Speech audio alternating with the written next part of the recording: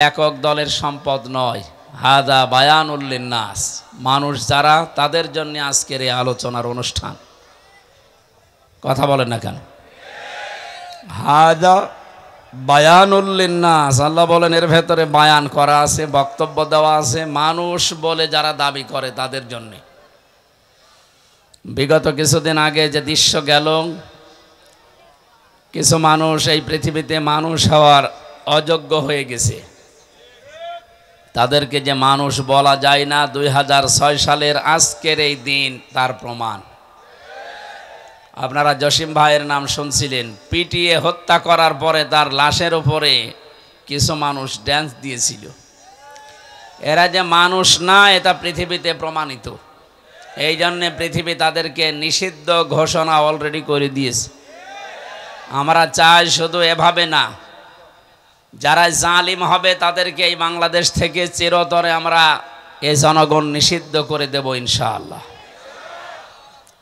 সামনে যেন কেউ জুলুম করার দুঃসাহস দেখাতে না পারে।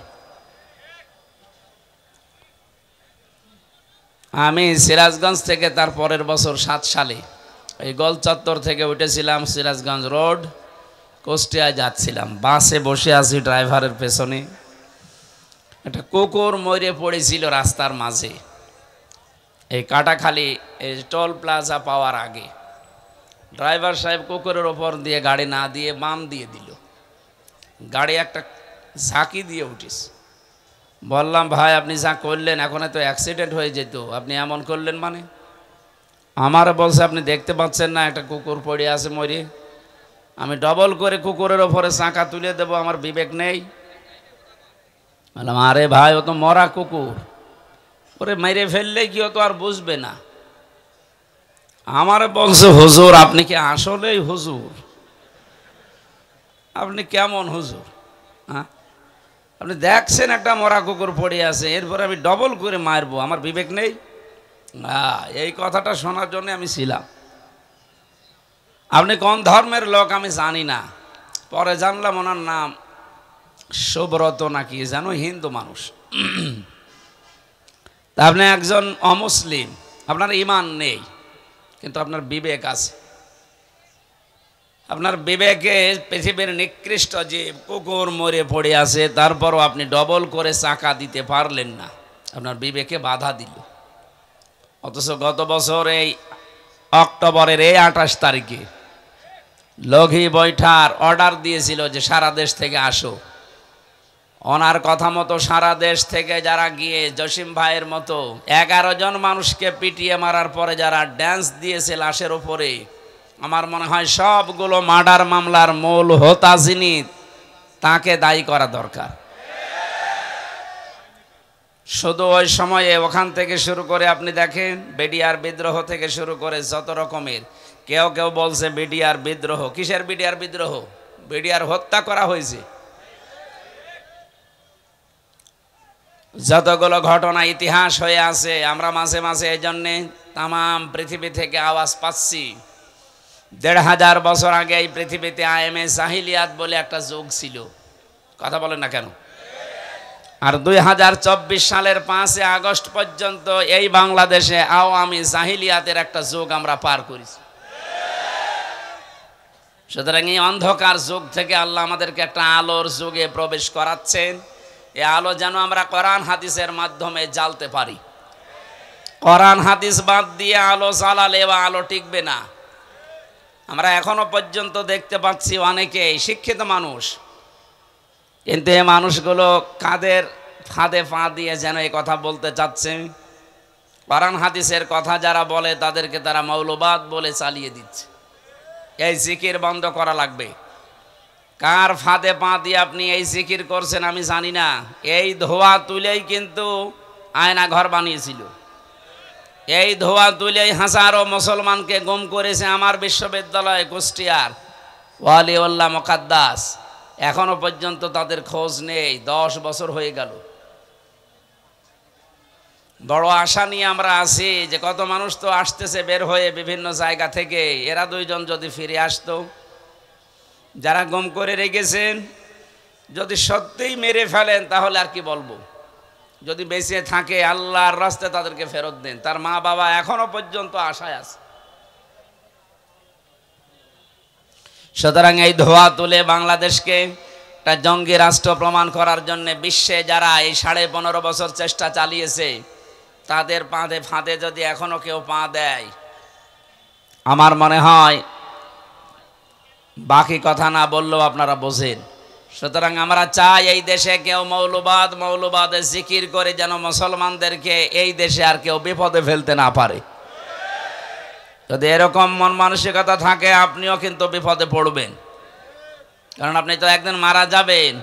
হিন্দু হলে না আপনাকে পুড়িয়ে ফেলতো, খ্রিস্টান হলে না ওইভাবে আপনাকে নিয়ে যেত বিদায় দিতে। আপনি তো মুসলমান দাবি করেন, তখন আপনার জানাজা পড়াবে কে? মৌলবাদী বলে যে গাল দিচ্ছেন।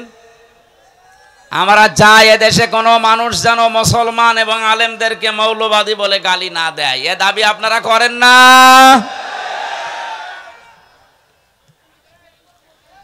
এই জন্য 2006 সালের অক্টোবরের 28 তারিখে যারা নৃশংসতার শিকার হয়ে জীবন দিয়ে গেল, আওয়ামী জাহিলিয়াত ছিল 1500 বছর আগে। 6 সাল থেকে শুরু করে 24 সাল পর্যন্ত আওয়ামী জাহিলিয়াত আমরা পার করেছি। এটা যে একটা অন্ধকারের যুগ, এতে কোনো সন্দেহ আছে আমাদের?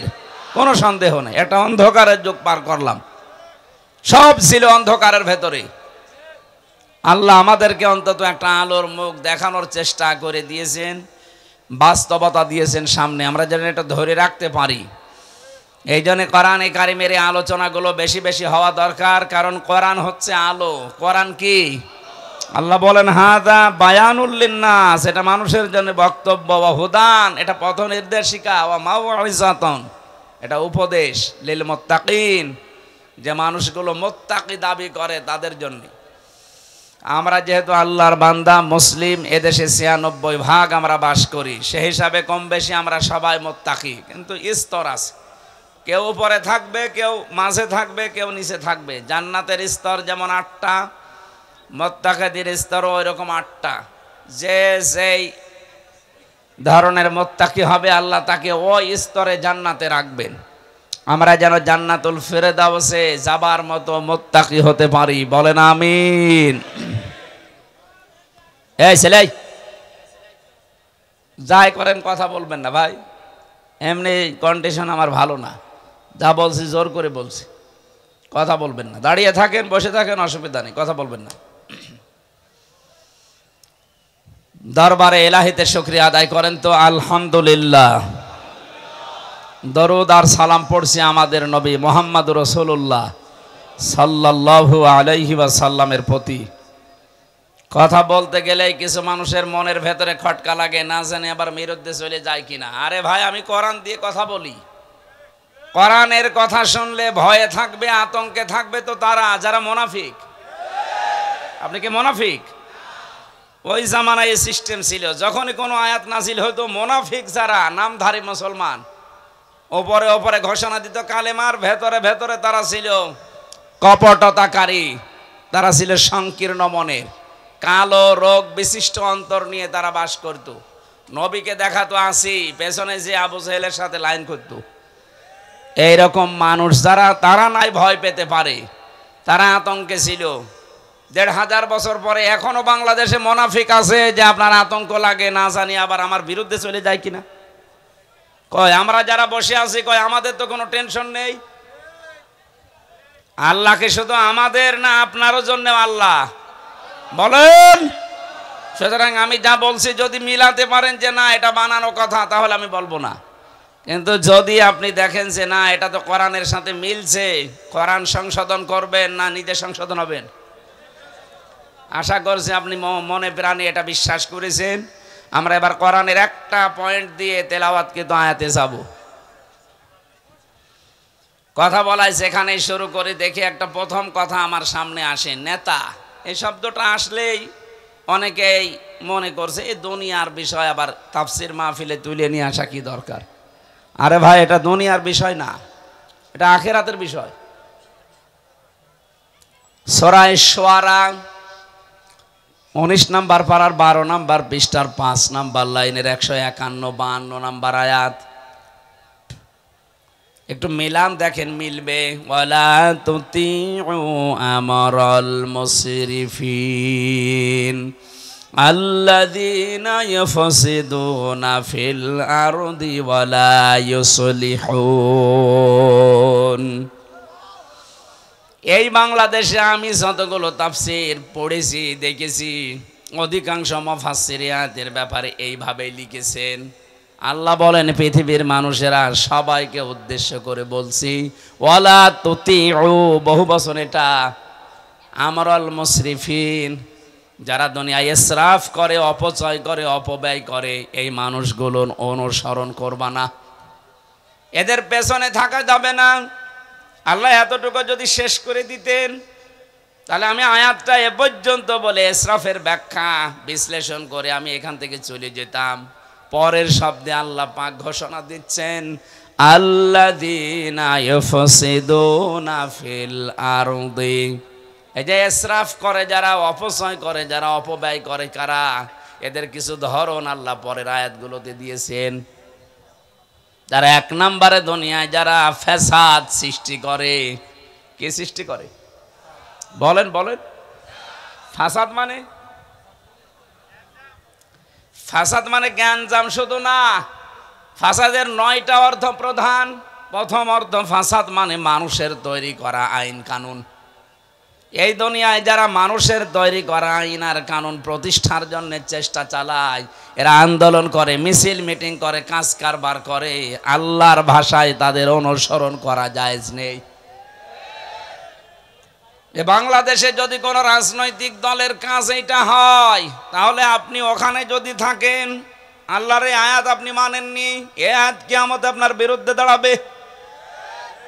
আপনি কি বিশ্বাস করেন কোরআনের কোন আয়াত আপনার বিরুদ্ধে যদি কিয়ামতে অবস্থান নেয় আপনি মাপ পেয়ে যাবেন? বলেন না কেন? আরে ভাই, দুনিয়ায় কি সব হয়ে গেল? আমি তো আপনাকে বাঁচাতে চাই, আশা করছি আপনি কথা বুঝতেছেন।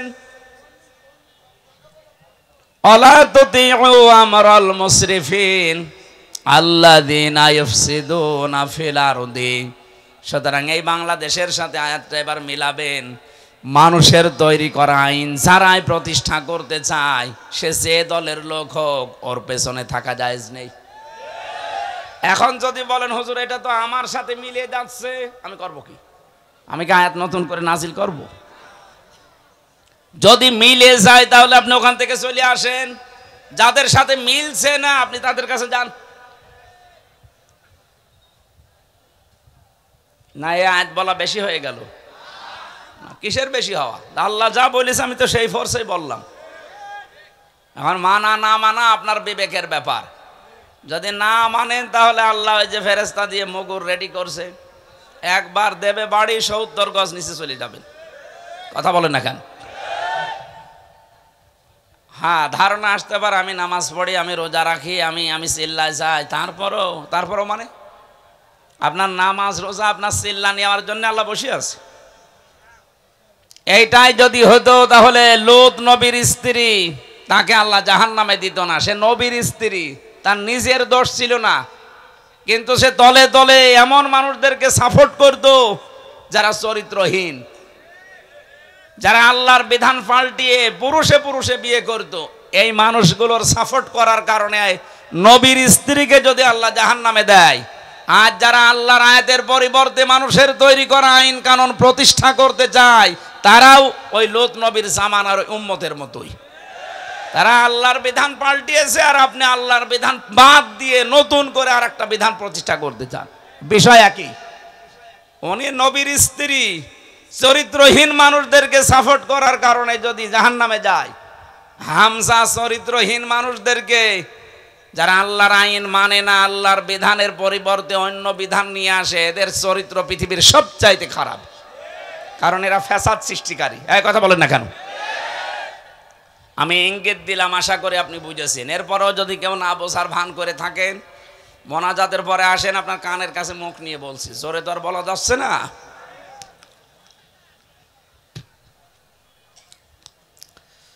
নাটোরবাসী আমি কথা বলছি খুব অল্প সময়, খেয়াল করে মেলাবেন। আজকে থেকে এই ময়দানে এসেছি শুধু লোক দেখানোর জন্যে। মানুষ আমার চেহারা দেখবে, আমি তার চেহারা দেখব না। আমি সিদ্ধান্ত নিয়ে যাব, দুনিয়ায় যারা মানুষের তৈরি করা আইন প্রতিষ্ঠা করে, আন্দোলন করে, আমি আজকে থেকে আর ওই রকম মানুষের পেছনে নেই। আরে এইটা বাংলাদেশের মানুষ মেনে নিলে তো ডক্টর ইউনূস আর 2 বছর থাকা লাগে না। কথা বলছে না কেন? এইটাই যদি আমরা মেনে নিতে পারতাম, হ্যাঁ ষড়যন্ত্র আছে, হচ্ছে, হবে। আফগানিস্তান যদি আল্লাহর বিধান কায়েম করে টিকে থাকতে পারে, বাংলাদেশে আল্লাহর বিধান কায়েম হয়ে গেলে আমরাও টিকে যাব। কারণ আল্লাহর রহমত তখন আকাশ ফুঁড়ে নাজিল হয়ে যাবে। কথা বলেন ঠিক কিনা? এটা আমি বানালাম।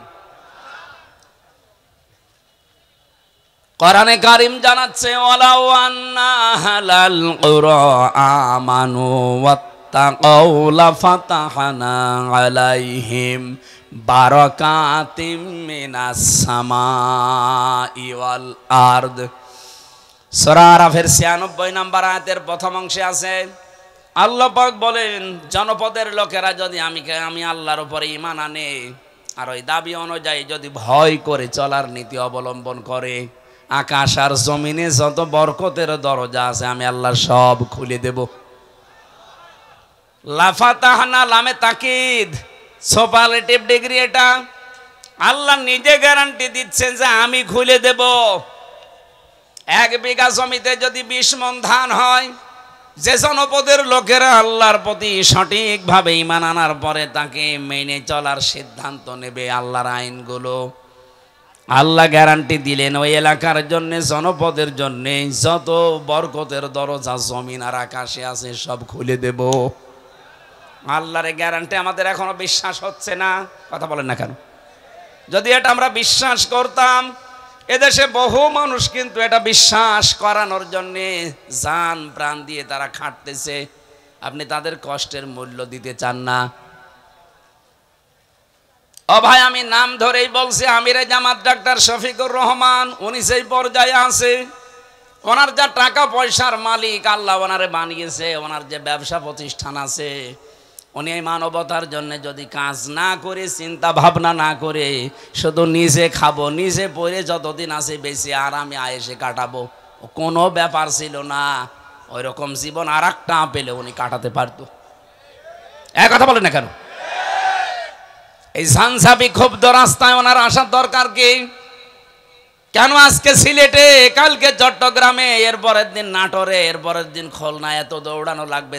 তার কি অভাব আছে আপনার মতো?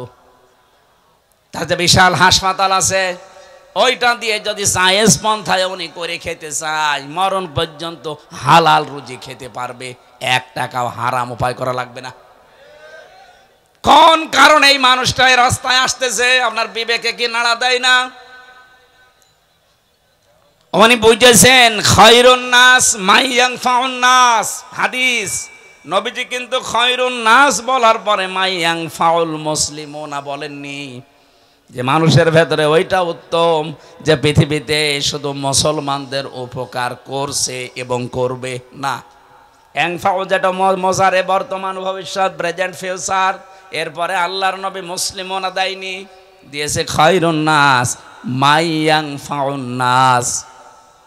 পৃথিবীর যে শ্রেষ্ঠ মানুষ আল্লাহর দরবারে ওইটা যে বেশি বেশি নামাজ পড়ে না, যে বেশি বেশি রোজা রাখে না, যে বেশি জিকির করে, কখনো নবী যে কথা বলেননি।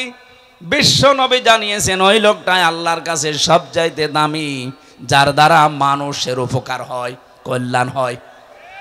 আরে পৃথিবীতে মানুষের কল্যাণের জন্য সব চাইতে বড় মাধ্যম আল্লাহর বিধান। এটা যতদিন পর্যন্ত না আসবে ততদিন মানুষের আসল যে কল্যাণ এটা সাধন করা সম্ভব না। আজ আংশিক আমাদের কাছে আছে, এই জন্য আমরা আংশিক কল্যাণ পাই। যতদিন পর্যন্ত এটা প্রতিষ্ঠিত না হবে, বাস্তব যে কল্যাণ, আমিনের বরকতের দরজা খুলে যাবে, এটা আপনি দেখতে পাবেন না। সুতরাং এইটা প্রতিষ্ঠার মাধ্যমে আল্লাহর এই দরজাগুলো আমরা খুলতে চাই। কথা বলেন ঠিক কিনা? এই আয়াতের ভেতরে আমরা কয়েকটা জিনিস পেয়েছি। 1 নম্বরে যারা ইসরাফ করবে দুনিয়ায়, অপচয় করবে, অপব্যয় করবে। তাদের ব্যক্তিগত জীবনে, পারিবারিক জীবনে, সামাজিক জীবনে, রাজনৈতিক জীবনে, অর্থনৈতিক জীবনে, আন্তর্জাতিক জীবনে, রাষ্ট্রীয় জীবনে, সব জায়গায় যারা শুধু অপচয় করে।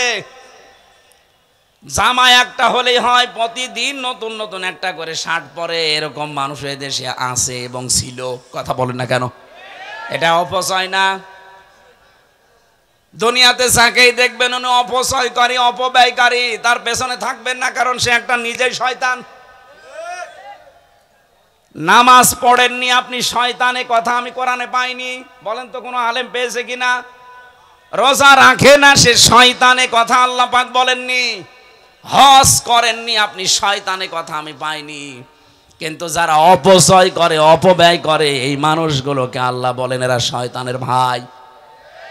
ইন্নাল মুবাযযিরিনা কানু ইখওয়ানাশ শায়াতিন ওয়া কানাশ শাইতানু লিরাব্বিহি কাফুরা। সূরা বানী ইসরাঈলের ভেতরে আছে যারা অপচয় করে, অপব্যয় করে, এই মানুষগুলো শয়তানের ভাই। আমি এরকম কড়া কথা কোরআনে কোনো জায়গায় পাইনি। নামাজ পড়েননি, শয়তানের ভাই না, নেই। কিন্তু অপচয় করলে সে শয়তানের ভাই হয়ে যায়। ঘোষণাকার এই 15.5 বছর আমরা এটা অনেককে দেখতেছি। এই 15.5 বছরের ভেতরে যত অপচয় হয়েছে, অপব্যয় হয়েছে, এগুলো যদি অপচয় অপব্যয় না করে শুধুমাত্র জনগণের জন্য, রাষ্ট্রের কাজের জন্য ব্যবহার করতেন, আল্লাহর কসমে এই দেশটা কিন্তু দাঁড়িয়ে যেত।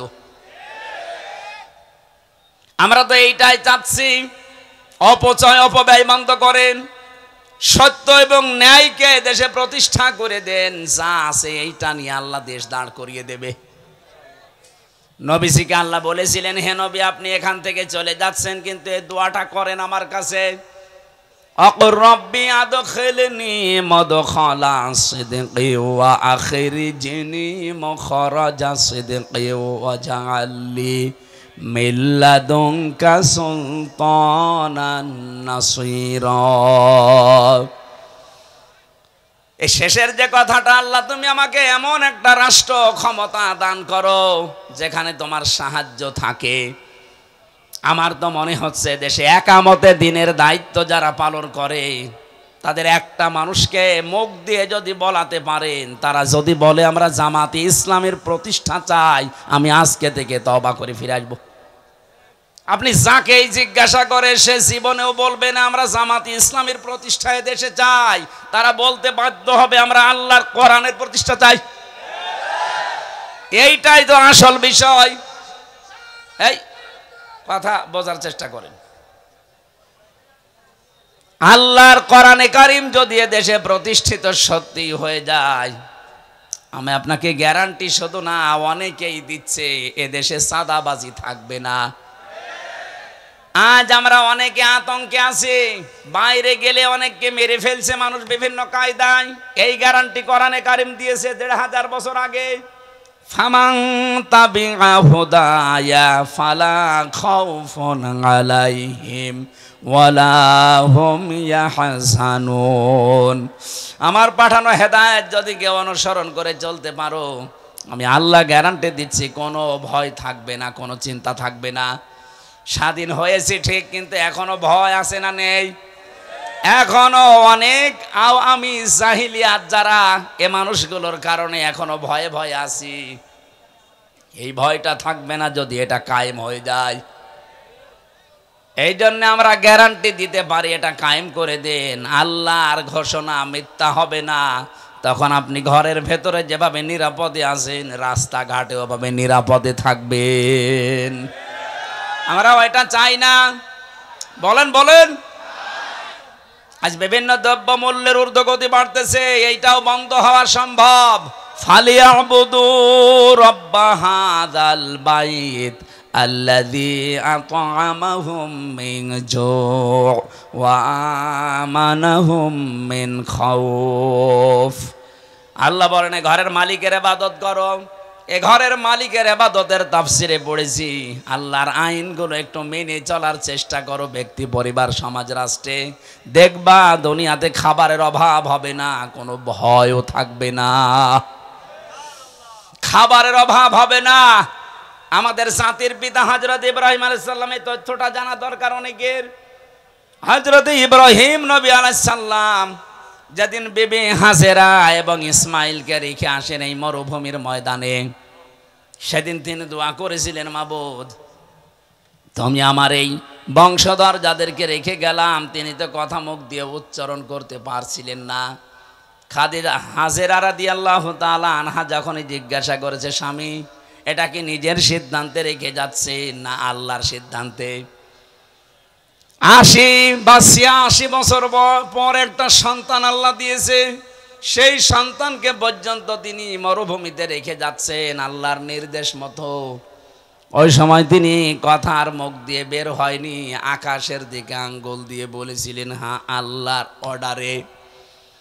তিনি ওই দিন দোয়া করেছিলেন, তার দোয়াটা ওই জামানায় কেউ শোনেনি, কিন্তু আল্লাহ পাক কোট করে রেখেছেন কোরআনে। আল্লাহ রাব্বুল আলামিন সূরা ইব্রাহিমের ভেতরে সেই আয়াতের শেষের অংশটা নাজিল করে জানিয়েছেন, তোমাদের জাতির পিতা ইব্রাহিম দোয়া করেছিলেন, রব্বুল আলামিন আমার এই বংশধরদের জন্য তুমি গোশত এবং দুধ এই দুইটার ভেতরে বরকত দিয়ে দিও। এই জন্য আরব জাহানের ভেতরে শুধু মক্কায় আপনি অন্য কোনো ফসল পাবেন না, দেখবেন এখানে গোশত আর দুধের কোনো অভাব নেই। উট বলেন, বকরি বলেন, দম্বা বলেন, এগুলো দিয়ে গোশত আর দুধ, আমাদের এটা জাতির পিতার দোয়ার ফসল, কিয়ামত পর্যন্ত এই বরকত থাকবে। এমন একটা জাতির পিতা আমরা পেয়েছিলাম, দোয়ার ফসল চলছে এখন, কিয়ামত পর্যন্ত দোয়া চলতেই থাকবে। আর আমরা যারা জাতির পিতা দাবি করি, কি দোয়া করেছে? আমি নিচে নামলাম না। আমার ভাইরা, আমি যেটা বোঝাতে যাচ্ছিলাম, যখন ইব্রাহিম নবীর নাম এসেই গেছে, আর একটা পয়েন্ট বলছি, হুয়া জিতাবাকুম ওয়া মা জাআলা আলাইকুম ফিদ্দীনি মিন হারাজ।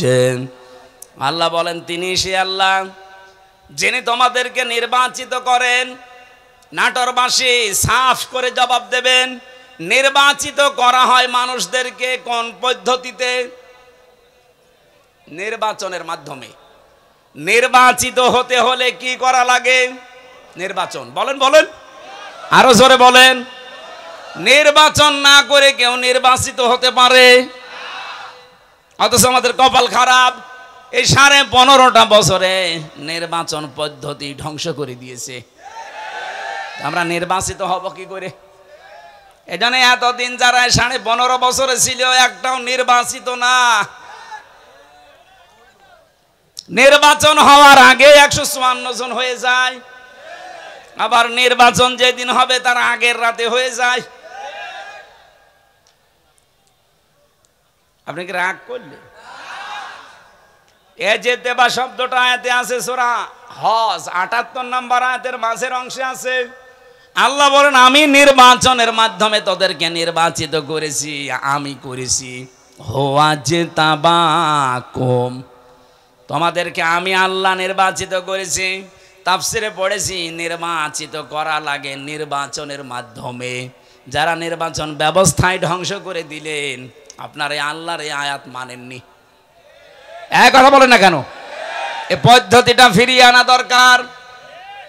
আশা করছি যারা দায়িত্বে আছে, একটা সম্মানজনক সময় নিয়ে তাড়াতাড়ি নির্বাচন দিয়ে এদেশের মানুষকে জনগণের দ্বারা নির্বাচিত হওয়ার সুযোগ করে দেন। একটা নির্বাচিত সরকার যতদিন না আসবে, ওদের ওই ষড়যন্ত্র কিছু বসে নেই, চলতেছে। সূক্ষ্ম কিছু বিষয় এখানে আছে। নির্বাচিত সরকারের কাছে নির্বাচনের মাধ্যমে ক্ষমতা দিয়ে দেন, এদেশে যে ষড়যন্ত্র চলছে এটা থেমে যাবে, দেশটা আবার দাঁড়িয়ে যাবে ইনশাআল্লাহ। এরপরের শব্দে আল্লাহ জবাব দিয়েছেন, ওমা জাআলা আলাইকুম ফিদ্দীনি মিন হারাজ। দিনের উপরে চলতে গিয়ে যে বাধা বিপত্তি আসবে, যদি নির্বাচিত তোমরা হয়ে যেতে পারো, তোমরা যদি বাছাই হতে পারো, ছাঁটাইয়ের ভেতরে না পড়ো, যত বিপদ আপদ আসবে আমি আল্লাহ নিজে দূর করে দেব। এই জন্য নির্বাচনের মাধ্যমে নির্বাচিত হয়ে কোন মানুষ যদি আল্লাহর বাছাইয়ের ভেতরে পছন্দের ভেতরে পড়ে যায়, আর কোন মানুষ যদি ছাঁটাইয়ের ভেতরে কাটার ভেতরে পড়ে যায়, এদের কপাল খারাপ। আমরা যারা এই দেশে আল্লাহর বিধানকে জারি করার জন্যে আল্লাহ পাক কর্তৃক মনোনীত নির্বাচিত বাছাইকৃত হয়ে পড়েছি, জীবনের কিচ্ছু চাই না। আমরা যেহেতু বাছাইকৃত হয়েছি, আল্লাহ পাক অবশ্যই তার জান্নাত আমাদেরকে দেবেন।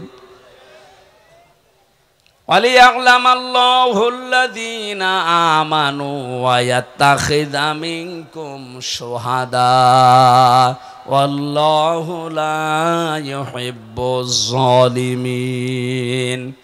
তোমাদের ভেতরে যার ঈমান এবং অ্যাক্টিভিটিসগুলো আমার কাছে পছন্দ হয়, তাকে আমি আল্লাহ সাধারণভাবে বিছানায় ফেলে মরণ দেই না, ওর মরণ হয় আমি আল্লাহর দরবারে শাহাদতের মরণ। বলেন আল্লাহু আকবার।